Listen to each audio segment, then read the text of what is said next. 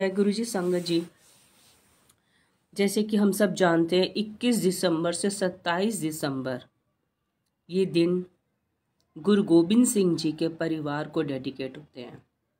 ये समा Christmas day बनाने का नहीं है, उनकी शहीदियाँ हमें याद रखनी चाहिए जो कि हम भूल चुके थे 300 साल से। जो हम अपनी जो गुरुओं ने हमें दिया है, जो उन्होंने कुर्बानियाँ की है हमारे लिए वो सब कुछ हम भूल चुके थे। तो आज का टाइम उन्हीं के लिए समर्पित है कि अगर हम उनके लिए कुछ भी बोल पाएँ, इतनी तो औकात नहीं है, इतनी सामर्थ्य नहीं है कि मैं उनकी व्याख्या कर सकूं, लेकिन फिर भी उनकी याद में, उनके परिवार की याद में कुछ चीज़ें तो हमें ध्यान में रखनी चाहिए। ये टाइम हमेशा हमें दिसंबर का याद रहना चाहिए कि इस टाइम पे गुरु गोबिंद सिंह जी के परिवार ने बहुत बड़ी बड़ी कुर्बानियाँ दी है। हम लोग कहते हैं कि मैंने दान में पैसा दे दिया, मैंने दान में अपने सारे घर दे दिए, ये दे दिया, वो दे दिया। क्या दे दोगे आप? गुरु गोबिंद सिंह जी ने तो अपने बच्चे दे दिए, 4 बच्चे उनके छोटे छोटे। हमारे बच्चों को एक कांटा भी चुभ जाए तो हम पता नहीं भगवान के भी विरोध चले जाए, उनको भी हम पता नहीं कितनी बातें सुना दें। हम लोग तो ऐसे हैं।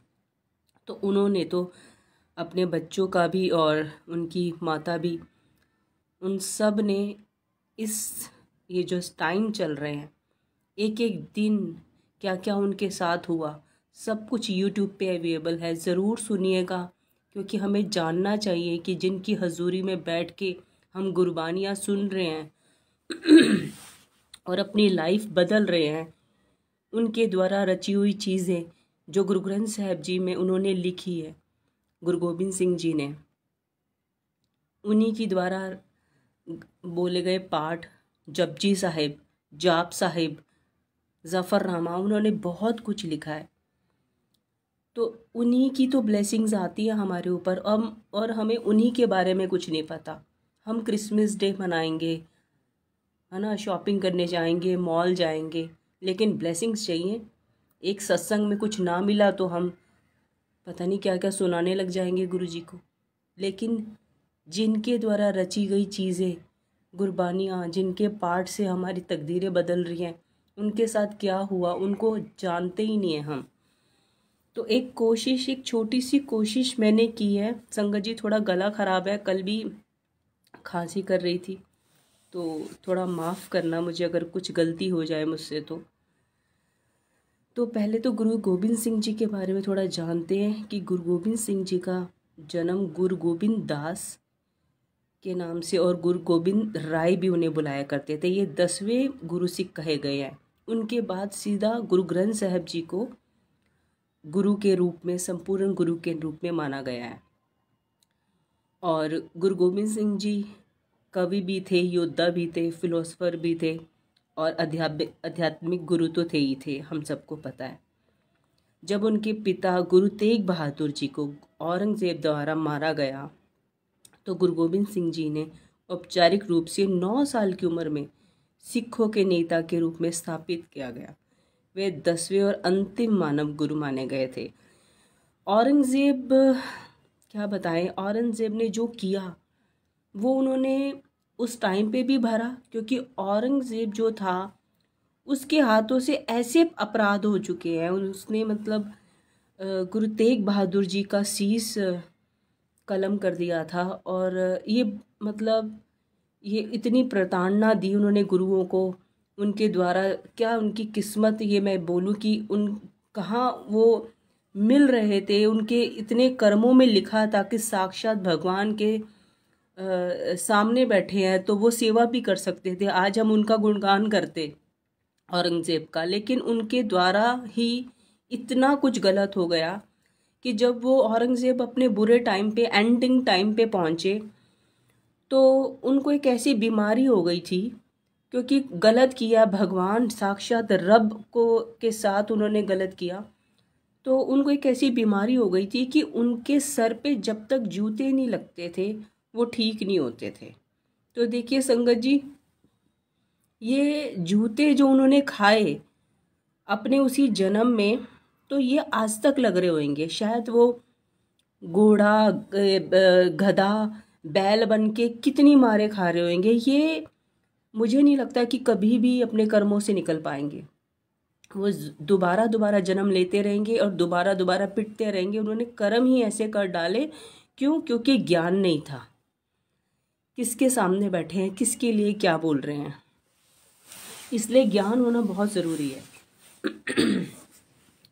और गुरु गोबिंद सिंह जो, जिनके स्वरूप ही इतना ऐसा था कि उनको देख के एक राजा की तरह फीलिंग आती थी। उनके एक झलक भी मिल जाए तो ऐसा प्रकाशमान उनका स्वरूप हुआ करता था कि जिन्होंने उस टाइम पे, जिन्होंने उनके साथ वक्त गुजारा है, वो बड़े ही कर्म भागों वाले थे। और उन्होंने बोला कि मैं अपनी मर्जी से नहीं आया, मुझे भेजा गया है। क्योंकि भगवान, एंजल्स अपने ही स्वरूप को दोबारा दोबारा रीबर्थ देते हैं, नीचे आते हैं धरती पर और कुछ ना कुछ ऐसा करते हैं हमारे जैसे बोलूँगी पशु बुद्धि वालों को दिखाने के लिए कि उनके द्वारा ऐसी ऐसी चीज़ें रची जाती है। ये जो कुर्बानियाँ हुई हैं उनमें क्या शक्ति नहीं थी? वो तो चाहते एक सेकंड में भस्म कर देते, लेकिन वो सब कुछ अकॉर्डिंगली करते हैं हम जैसे लोगों को समझाने के लिए। नहीं तो हम लोग भी औरंगजेब जैसे ही होते, बुद्धि वाले। जब उस टाइम के लोग उनके साक्षात्कार करने के बाद उनकी बुद्धि में ये चेंजेस नहीं आए, तो हम भी ऐसे ही होते। अगर हमारे गुरुओं ने कुर्बानियाँ दे दे के, या हमारे कई ऐसे रूप आए हैं नीचे धरती पर, हर युग में उन्होंने कोई ना कोई रूप बदले हैं और कुर्बानियाँ दी हैं, चाहे राम जी हो, चाहे कृष्ण भगवान हो, कई तरह के अवतार आए हैं। तो वो प्रैक्टिकल कुछ ना कुछ हमें समझाने के लिए ऐसी ऐसी घटनाएं रची जाती है ताकि हमें समझ आ सके। और अगर वो सबको ही एक क्षण में ख़त्म कर देंगे तो कोई स्टोरी नहीं होएगी हमारे पास कुछ गाइडलाइंस ही नहीं होएगी। हमें कुछ समझ में ही नहीं आएगा कि सही क्या है, गलत क्या है, ऐसे करने से क्या होता है, ऐसा नहीं किया होता तो क्या होता। चलो, जितनी भी उन्होंने सन्मत दी है, जितनी भी बुद्धि दी है, तो आज का टाइम उन्हीं के चरणों में समर्पित है।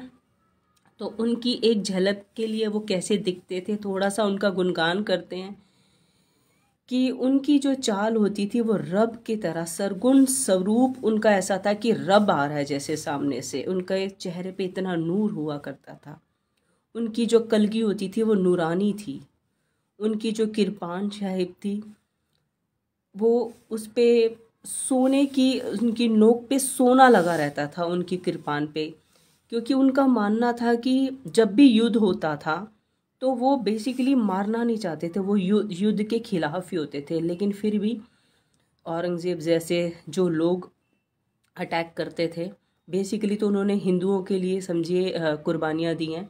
गुरु तेग बहादुर जी ने भी, उनके जो पिता थे, नहीं तो हिंदू धर्म शायद ना होता।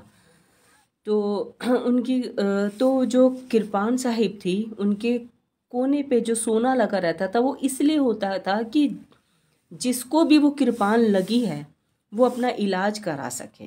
तो कितनी दूर तक उनकी सोच जाती थी कि उनके एक सोने का टुकड़ा चला गया तो चलो एक पैसे चले गए और अपना इलाज ही करा लेगा वो।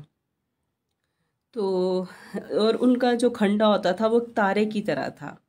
और उनका झंडा निशान साहिब जो उन्होंने स्थापित किया, और उनका एक ही नारा था, सत श्री अकाल। ये सत श्री अकाल, ये जो वर्ड आया उन्होंने लिखा, क्योंकि वो पोएट भी थे, उन्होंने कई रचनाएं रची हैं। उनकी गूंज थी देख देख फतेह। ये जो देख देख फतेह आपने कई बार गुरुद्वारों में सुना होगा। ये सब चीज़ें उनके जो पीर थे, जो वो उनके अस्त्र शस्त्रों में इतनी शक्तियाँ थी कि समझो उनके पीर उनके शस्त्रों में झलकते थे। उनकी जो मोहर थी वो केस थी, जो केस धारण, सिक्खी में क्या जोर दिया गया कि केस धारण करके रखना। केशों में इतनी शक्ति होती है। क्या होता है कि जब हमारे पास केस होती हैं तो सेम टू सेम हम वो हो जाते हैं जैसा भगवान ने हमें पैदा किया। जैसे हमने चेंजेस नहीं किए, हम कटिंग करा लिए तो हम समझो हमने चेंजेस कर दिए अपने लुक्स में। हमने केशों को खंडित कर दिया, एक कटिंग करके केस को कटा के, तो वह शक्तियाँ भी चली जाती है, क्योंकि शिव का रूप भी वही है, राम जी जो जितने पिछले आप देखेंगे संत महापुरुष या जितने तपस्वी हैं उन सब की जटाएं आ जाती हैं वो, क्योंकि कोई भी केस नहीं कटाता। तो सिखिज्म इसी को रिप्रेजेंट करती है, केसों पे बहुत जोर दिया गया है। इस वजह से सिख कौम जो है वो अपने आप में बड़ी ये कह लो जी शक्तिशाली होती है। उनका डिफरेंट ही है, ऑरा ही डिफरेंट होता है। तो इसलिए गुरु गोबिंद सिंह जी ने सिखों को केस धारण करने के लिए, और सिक्खी इसी से संभलती है कि आपके पास केस हो और आपने पगड़ी उस पर धारण की हो। तो ऑलवेज रिस्पेक्ट संगत जी। कभी भी पहले के कई लोग होते थे जो कुछ भी उल्टा सीधा बोल देते थे, डिसरिस्पेक्टफुली बुलाते थे सिखों को, लेकिन अब अगर ज्ञान आ गया है तो अब ये गलतियां ना करें। और उनका जो घोड़ा होता था वो नीले रंग का होता था, उनका जो हाथी था उसका मीन्स वो अपने आप में ऐसी चीज़ों के मालिक थे, जैसे कि हम कहते हैं इंद्र का घोड़ा जो इंद्र का हाथी जो था वो ऐरावत था, बहुत शक्तियों का मालिक था। तो ऐसे ही उनके पास भी एक घोड़ा था जो कि प्रसादी था। उनका जो बाज था वो सफ़ेद रंग का था, जो कि आज हमारे यहाँ तो कभी हमें दर्शन ही ना हो सफ़ेद बाज के। उनका जो तीर था वो तो मैंने बताया कि सोने के चुंज वाला था, चुंज मतलब नोक। और उनका जीवन दान उन्होंने क्या दान किया, अपना सरबंस दान कर दिया, अपनी पूरी फैमिली दान कर दी। किसके लिए? हम लोगों के लिए। और अगर हम लोग आज उन्हें भूलकर, उनकी कुर्बानियाँ भूलकर अगर हम क्रिसमस डे मनाते हैं, इंजॉय करते हैं, पार्टियों में जाते हैं, तो हमसे ज़्यादा मैं क्या बोलूँ, बदनसीब बोलूँगी, मूर्ख बोलूँगी और मतलबी बोलूँगी, कोई नहीं होगा। माना कि आप बैठ के शोक नहीं मना सकते, माना कि हम अब गुरुद्वारे जाइए, कम से कम मत्था टेकिए, उनके बारे में थोड़ा जानने की कोशिश करिए, उनके लिए थोड़ा आप यूट्यूब में सर्च करके उनके लिए कुछ ना कुछ उनकी आप गुरबानी चलाइए। और उन्होंने जो हमें इतनी बड़ी बड़ी चीज़ें दे गए हैं, चंडी दीवार पाठ या जाप साहिब या जपजी साहिब इतना शक्तिशाली पाठ है संगत जी, आपकी किस्मत, आपके कर्मा बदल देता है। जपजी साहिब आप कितना एक गहरा समुंदर है जपजी साहिब, जितनी डुबकी लगा लोगे आपको मीनिंग दर मीनिंग जैसे जैसे ज्ञान बढ़ता जाएगा आपको वैसे वैसे और समझ आती जाएगी। तो इतनी गहरी चीज़ें लिख के गए हमारे लिए, हमारे भले के लिए। तो संगत जी थोड़ा जा उनकी फैमिली की तरफ भी ध्यान देते हैं कि उनकी फैमिली के साथ क्या क्या हुआ इन 7 दिनों में, 21 दिसंबर से लेकर 27 दिसंबर तक। इन 7 दिनों में गुरु गोबिंद सिंह जी का परिवार शहीद हो गया था। उसी रात माता गुजरी जो उनकी मदर थी, वो सिरसा नदी थी वो पार कर रही थी, जो कि दिसंबर की सर्दियों में कितनी ठंड होती है, चिल्ड। और मुगल्स ने उनको ऐसी जगह में ज़बरदस्ती बंधक बना दिया था, उनकी मदर को और 2 उनके बच्चों को, जहाँ पे उसने अपने लिए एक ऐसा अरेंजमेंट कर रखा था कि गर्मियों में सर्दियों का वो लुत्फ़ ले सके, तो उसमें पूरी आइसिंग थी। तो ऐसी जगह पे उसने माता जी को और दोनों बच्चों को बंधक बना के रखा इतनी ठंड में, और माता जी पूरी रात उन बच्चों को गले से चिपका कर बैठे रहे। और माता गुजरी जी ने तो ये कह लो कि बुर्ज में ही इतनी ठंड में उनके प्राण निकल गए। और 1 सप्ताह बाद कि ये शोक समाचार आया सबके सामने कि माता जी अब नहीं रही है।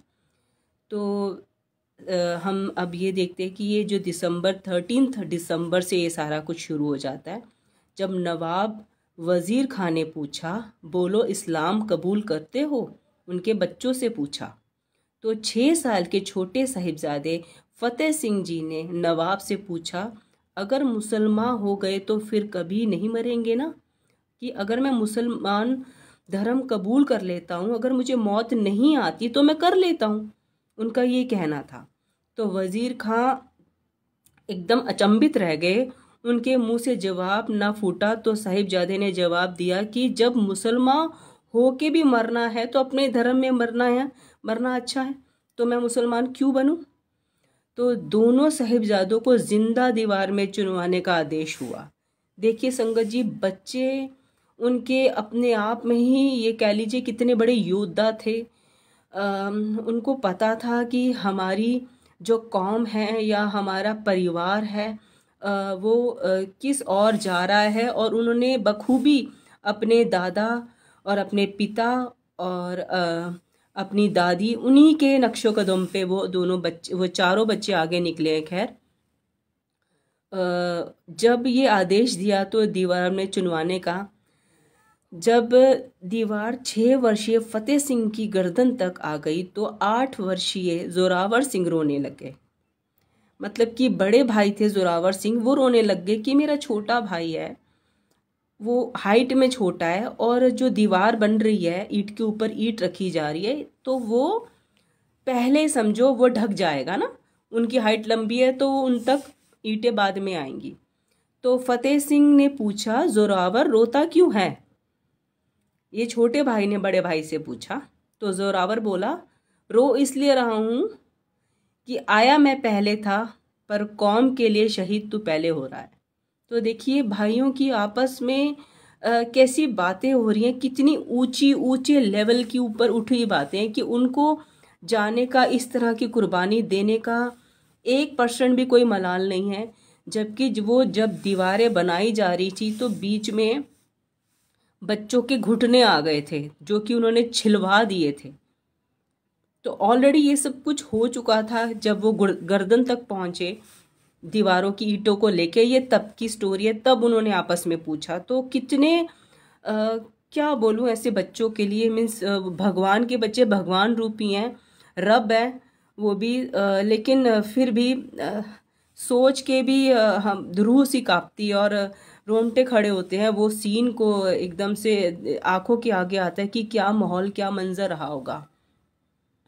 गुरु साहब का पूरा परिवार 6 दिसंबर से 13 दिसंबर तक सप्ताह में कौम के लिए, धर्म के लिए, राष्ट्र के लिए शहीद हो गया था। तो दोनों बड़े साहिबजादे अजीत सिंह, जुझार सिंह जी का शहीदी दिवस, और स्पष्ट रूप कर दूं, पहले पंजाब में इस हफ्ते पर सब लोग ज़मीन पर सोते थे, क्योंकि माता गुजरी जी ने 25 दिसंबर की वो रात दोनों छोटे साहिबजादों के साथ नवाब वज़ीर खां की गिरफ्त में सरहिंद के किले में ठंडी बुर्ज में गुजारी थी, और 26 दिसंबर को दोनों बच्चे शहीद हो गए थे। 27 तारीख को माता जी ने अपने प्राण त्याग दिए थे, लेकिन अंग्रेज़ों की देखा देखी पगलाए हुए हम भारतीयों ने गुरु गोबिंद सिंह जी की कुर्बानियों को सिर्फ 300 साल पहले ही भुला दिया। ये बड़े ही शर्म की बात है। हमें अपने गौरवशाली जो हमारा इतिहास है वो हम भूल चुके हैं, और यही मूल कारण है कि हम गुलाम बने। अगर हम ये सब चीज़ें याद रखते तो हमारे पर शायद गुलामी आती ही ना, हमें ये सब कुछ सहना ही ना पड़ता। तो संगत जी, जिन गुरुओं ने हमारे लिए इतनी इतनी शहीदियाँ दी है, तो आप सभी से हाथ जोड़ के मेरी यही रिक्वेस्ट है, प्लीज़ ये अंग्रेज़ों द्वारा बनाया गया 25 दिसंबर आप सेलिब्रेट कर ही नहीं पाएंगे अगर आप गुरु जी से कनेक्टेड हैं, और गुरु ग्रंथ साहब जी से कनेक्टेड है, और गुरबानी से कनेक्टेड है। तो क्योंकि ये सब कुछ वहीं से आया है। गुरु ग्रंथ साहब जी की रचना करने वाले गुरु गोबिंद सिंह जी, उन्होंने इतना कुछ लिखा है उसमें, तो आप ये कर ही नहीं पाएंगे जिससे आपका भला हो रहा है, आपके बच्चों का भला हो रहा है। तो हमें ये इंग्लिश कल्चर, ये इंग्लिश जो चीज़ें बना के गए हैं अंग्रेज़, और हमें हमारा कल्चर भुला दिया है इन सब चीज़ों ने, तभी तो हमारे बच्चे गलत डायरेक्शन पे जा रहे हैं। ये सब कुछ देखा देखी, और अगर हम याद रखें अपना इतिहास कि क्या क्या हुआ था, बच्चों को बताएं कि कैसे कैसे उन्होंने हेल्प की थी हिंदूज़ की, कैसे कैसे कुर्बानियाँ दी थी, क्या क्या कुर्बानियाँ दी थी। अब तो योगी जी ने, मोदी जी ने इसके चैप्टर स्टडीज़ में निकाल दिए गए हैं, और अब बाल दिवस भी मनाया जाएगा गुरु गोबिंद सिंह जी के बच्चों के नाम पे। दिल्ली में मनाया जा रहा है ऑडिटोरियम में। मैंने सुना है 26 तारीख को बनाया जा रहा है। तो जब हमारा, अब ये कह लीजिए, अब हमारी गवर्नमेंट भी जागी है, सब जाग गए हैं, तो अब हमें भी जाग जाना चाहिए। अब टाइम आ गया है जागने का। अगर हम अभी भी सोते रहेंगे तो हमारे इतिहास ऐसे ही बंद पड़े रहेंगे। हमें ना नॉलेज हमने ली, ना हमें किसी ने दी, हमारे पूर्वजों ने, ना आगे हम दे रहे हैं। तो हमें अभी से ही ये सब चीज़ें याद रखनी है और अपने बच्चों को यही हम सिखा सकते हैं, यही दे सकते हैं। क्यों? जिन बच्चों का गुरु नानक देव जी, गुरु गोबिंद सिंह जी हाथ पकड़ लेते हैं, वो कभी डोल ही नहीं सकते। अगर आपने उनको अभी से इन चीज़ों में ढाल दिया, इन चीज़ों की आपने इन चीज़ों में अगर आपने पढ़ाइयाँ करा दी, तो आपको कहना नहीं पड़ेगा कि जब हम बुज़ुर्ग होंगे तो हमें देख लोगे ना। उनमें इतना कल्चर अपने आप पैदा हो जाएगा, उनके अंदर ऐसे भाव अपने आप पैदा हो जाएंगे कि आपको डरने की ज़रूरत नहीं है कि कल को हमारे बच्चे पूछेंगे, नहीं पूछेंगे, कल को हमारे बच्चे हम बस पैसे के लिए हमें छोड़ देंगे या हमें बेड पे छोड़ देंगे। नहीं, वो ऐसे बच्चे निकलेंगे कि माँ बाप पहले। जिस घर में रब का गुणगान होता है, जिस घर में पाठ पढ़े जाते हैं, जिस घर में ये कह लो कि गुरबानियाँ चलती हैं, उस घर के बच्चे ऐसे नहीं होते। चाहे वो कोई भी चला ले, ये नहीं है सिर्फ गुरु सिख होगा उसी के घर में ब्लेसिंग्स आएंगी। जो भी चला लेगा उसका कल्याण है। जब भी चला लेगा तब से कल्याण होना शुरू हो जाएगा। तो सारी संगत से यही प्रार्थना है, बजाय अपने बच्चों को फ़ोन देख के फालतू की वीडियोस दिखाएं, आप ये पढ़ाइयाँ कराइए। ये पढ़ाइयाँ आपकी भी लाइफ बदलेगा, उनकी भी लाइफ बदलेगा और आगे आपकी आने वाली जितनी भी कौम है, सबकी ही ये कह लो दिशा। क्योंकि जिसकी बुद्धि स्थिर है, जो सही डायरेक्शन पे जा रहा है, वो ही आगे पहुंचेगा। अदरवाइज उल्टी बुद्धि रखना, डामाडोल होना, गलत चलना, गलत सुनना, तो ये तो आम ही है। ये तो सारे बच्चे, कई यंगस्टर भटके पड़े हैं। तो अगर आपके बच्चे छोटे, अगर आप अभी से ये सब चीज़ें स्टार्ट करा देंगे, तो ये कह लीजिए, पता नहीं ऊपर वाला जब देने पे आता है तो क्या क्या देता है। मैं ऐसी एक मदर को जानती हूँ। मैं चाहती हूँ कि आज के दिन मैं ये ज़रूर बात आपको बताऊँ जो मेरी आंखों देखी है। क्योंकि जितनी भी बातें मैंने आज तक आपसे की हैं, वो सारी की सारी या मेरे साथ हुआ है या मैंने किसी का खुद से देखा। क्योंकि मैं किसी थर्ड के कहने पे मुझे बिलीव नहीं आता। एक मदर है रोहिणी से, मैं उन्हें जानती हूँ। उनके 3 बच्चे हैं। संगत जी, ये कह लीजिए, मैंने उनके बेटे को देखा था। देख के ऐसा नहीं लगता था, माफ़ करना गुरुजी, कि वो इतना इंटेलिजेंट होगा या उसकी किस्मत में ऐसा कुछ लिख दिया होगा भगवान ने कि एकदम से पलट जाएगी।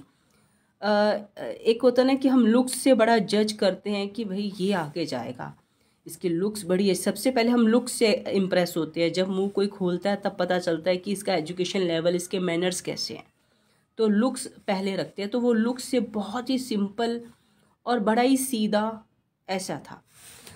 तो मैं क्यों आज ये बातें बता रही हूँ कि उनकी मदर गुरु ग्रंथ साहब जी का पाठ करती रहती थी अपने बच्चों के नाम का। आज मेरे इस बच्चे के नाम का मैंने गुरु ग्रंथ साहब जी का पाठ शुरू किया है, वो ख़त्म हुआ। तो आज मेरे इस बच्चे के नाम का गुरु ग्रंथ साहब जी का पाठ है। आज मेरे तीसरे बच्चे के नाम का गुरु ग्रंथ साहब जी का पाठ है। संगत जी, माँ तो अपने आप में रब होती है और माँ कैसी किस्मत पलट देती है, कैसे शक्ति रखती है पलटने की। और शक्ति कहाँ से आती है? गुरु ग्रंथ साहब जी से। या आप कुछ भी पढ़िए, अगर आपका मन कहीं और भी जाता है तो वहाँ पे भी आप ले जाइए, लेकिन जो गुरु ग्रंथ साहब जी, जो गुरबानी में आपको आज की डेट में मिल जाएगा। क्योंकि कलयुग में ये कह लीजिए बड़ी जल्दी अगर आपको कुछ चाहिए तो यहीं से मिल रहा है। तो क्या होता है संगत जी, जो उनका बेटा था, उनको खुद से कैलिफोर्निया से खुद से रिश्ता आ जाता, खुद मांग के रिश्ता ले जाते हैं। मतलब कि लड़की खुद लड़की वाले लड़के का रिश्ता इंडिया से लेके कैलिफोर्निया सेट कर दिया। घर मिल गया, बिजनेस मिल गया, बहुत सुंदर लड़की मिल गई और they are well settled in California. Second बच्चा है बेटी, बड़ी बेटी थी, उसका भी फॉरेन में शादी हो गई, कनाडा में वेल सेटल्ड है, किसी चीज़ की कोई कमी नहीं है। बाकी आते थर्ड बच्चा जो कि छोटी बेटी थी, वो भी साथ में अपनी बहन और भाई के साथ चली गई फॉरेन, अनमैरिड थी। वो संगत जी स्टडी उसने कंटिन्यू रखी, वहाँ जाके भी वो इस लेवल पे आगे बढ़ गई संगत जी कि वहाँ के एफएम में उसका इंटरव्यू आता है कि वो साइंटिस्ट बन गई। तो संगत जी ये देखिए कितनी सिंपल सी लाइफ, जब हम इंडिया बैठ के या कहीं भी बैठ के अपने बच्चों के लिए सोच रहे होते हैं फ्यूचर, या हम जैसे बेवकूफ़ लोग जो किसी को देख के कुछ भी जजमेंट कर देते हैं, और देख के मैंने कभी सोचा नहीं था कि कैसे काया पलट हो जाती है जैसे हम वर्ड का नाम लेते हैं। तो संगत जी कुछ भी किया हुआ व्यर्थ नहीं जाता, आप जितना करोगे उतना पाओगे। और अगर आप अपने बच्चों के नाम का कुछ करोगे, माँ बाप करते हैं, स्पेशल मदर करती है, तो ज़रूर फल देते हैं, ज़रूर फल मिलता है। तो आप ज़रूर करिए। और अगर आपके घर से कोई भी एक जना, परिवार में से कोई भी एक जना, बड़ा छोटा या कोई भी, अगर भगत के रूप में आ गया है, समझिए कि उसको भक्ति में बहुत लगाव है, वो बहुत ज़्यादा इन सब चीज़ों में इंटरेस्ट लेता है या टाइम देता है, तो उसे कभी रोकिए मत। वो एक जाना सबकी नैया पार लगा देगा। उसके आगे बाउंडेशन मत लगाइए, उसको टोंट मत कसिए कि यही करता रहेगा तो काम क्या करेगा, तेरा फ्यूचर क्या होगा, दिस एंड दैट, ऐसी सो बातें। क्योंकि हम इन चीज़ों को वैल्यू नहीं देते, जबकि मिलता हमें सब कुछ यही है, यहीं से है। तो संगत जी यही है, प्लीज़ आपके हाथों में है अपने बच्चों की किस्मत पलटाना, अपनी किस्मत पलटाना। देने वाले रब बैठे हैं, गुरुजी बैठे, हमारे भाव जिस तरह से हम प्रकट करते हैं वो बैठे हैं।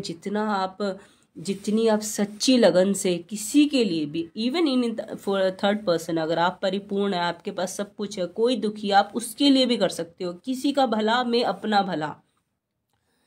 तो संगत जी ज़रूर आप इन पाठ को अपनाइए जो मैंने बताया है। जपजी साहब का करिए, सुखमनी साहब का करिए, गुरु ग्रंथ साहब जी पंजाबी में होते हैं, वो आप नहीं कर पाएंगे तो साची साहब मिलता है, साचियाँ आप गुरुद्वारे से ले सकते हैं। ये छोटी दो मिनी आप गुरु ग्रंथ साहब जी कह सकते हो, लेकिन बहुत प्यार से रखना, बहुत अदब से, बहुत सत्कार से। ये हिंदी में मिल जाती हैं, एक एक पेज करके पढ़ सकते हैं, एक एक पेज करके पढ़िए, दो दो पेज करके पढ़ सकते हैं, दो दो पेज करके पढ़िए। जैसी आपकी समर्थ, जैसी आपको ज्ञान देगा गुरु, जैसे आपके मन टिकता जाएगा, वैसे वैसे आप पढ़ना शुरू करिए। पढ़ने से पहले आप कढ़ा प्रसाद का भोग बनाइए, जोत जलाइए, अगरबत्ती जलाइए, और बहुत प्यार से नीचे आसन बिछाकर आप पाठ को रखिए। और बड़े ही प्यार से एक साफ़ सुथरे हैंकी से एक एक पेज को साफ़ करते हुए, एक मतलब कि ये कह लीजिए कि धूल तो आप सोचिए भी मत कभी आ जाए। उसको रैपिंग इतने प्यार से और खोलना इतने प्यार से कि वो रब के अंग बोले जाते हैं। अंग, अंग क्या होता है? हमारे ऑर्गन्स। क्योंकि गुरु ग्रंथ साहब जी को संपूर्ण गुरु माना गया है, वो पूरे गुरु हैं। तो जो पाठ होते हैं या जो साची साहब है, छोटे गुटके जिसे हम बोलते हैं, वो अंग है गुरु के। तो उन्हें हम अंगों को कितने प्यार से रखेंगे ना, अगर हमारा ऑर्गन हमारे हाथ में हो तो हम कितने तरीके से रखेंगे। तो वैसे ही समझिए वो गुरु जी के अंग है, रब के अंग हैं, उन्हें उतना ही सत्कार देना है। और जितना निकाल पाओ, आपकी मर्जी, जितने लोटे भर पाओ इस सागर से, वो आपकी समर्थ, और रब के पास तो पूरा सागर पड़ा है। तो संगत जी जितनी जल्दी जुड़ जाइए अच्छी बात है। अपने कर्मों को रखिए, अपने आने वाली वंशों को भी आप बदल सकते हैं, आप में इतना समर्थ है। बाकी जैसे गुरुजी आपको ये मैं बोलूँगी कि जैसा आपको समर्थ दे, जैसा आपको ज्ञान दे, जब आपका वेला बनाए, आप एक कदम बढ़ाएंगे तो गुरुजी आपके रास्ते खोलेंगे, गुरु नानक देव जी आपको उठाएंगे, गुरु नानक देव जी आपको बिठाएंगे। वो उनकी जिम्मेदारी भी बन जाती है, कुछ हमारी है कुछ उनकी है। तो आप स्टार्ट तो करके देखिए, फिर देखिए कैसे आपको कुछ नहीं मिलता। ये ऐसा कौन सी किताब में लिखा, ऐसा हो ही नहीं सकता। तो जय गुरु जी। संगत जी आज के लिए इतना ही। और प्लीज़ सारे गुरु गोबिंद सिंह जी की याद में एक बार, या तो अपने घर पे ही उनकी याद में 2-3 उनके भजन ज़रूर चलाइएगा, उनके नाम से गुरबानी ज़रूर सुनिएगा, और उनको घर बैठे ही ज़रूर याद करिएगा। जो गुरुद्वारा साहब जा सकते हैं तो गुरुद्वारा साहब ज़रूर जाइएगा, क्योंकि उनके थ्रू ही हम बहुत कुछ खुशियाँ और बहुत सारे सुख जो हमारे घरों में आए हुए हैं उन्हीं के थ्रू आए हुए हैं, तो उनका शुक्राना करना बनता है। संगत जी, जय गुरु जी, शुक्राना गुरु जी। संगत जी, आज के लिए इतना ही, कल मिलते हैं। जैसा गुरु जी समझ देंगे, जैसी सोच देंगे, उस हिसाब से कल हम फिर से कोई ना कोई गुणगान करेंगे या गुरु जी के किसी वचन पर बात करेंगे। आज के लिए इतना ही। जय गुरु जी, शुक्राना गुरु जी।